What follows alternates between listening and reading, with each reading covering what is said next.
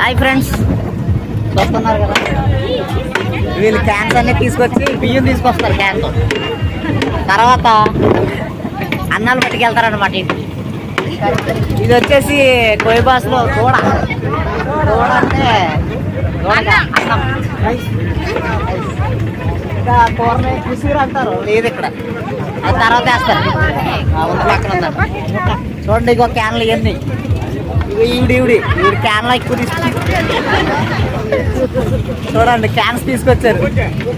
అన్నం తినేస్తారు పెళ్ళిళ్ళని, తినేసి క్యాన్స్ సపరేట్గా తెచ్చుకుంటారు అనమాట. ఇంట్లో ఉంటారు వాళ్ళు, రారనమాట. సిగ్గేసి రారు కొంతమంది, వాళ్ళ కోసం క్యాన్లు తీసుకొస్తారు అనమాట.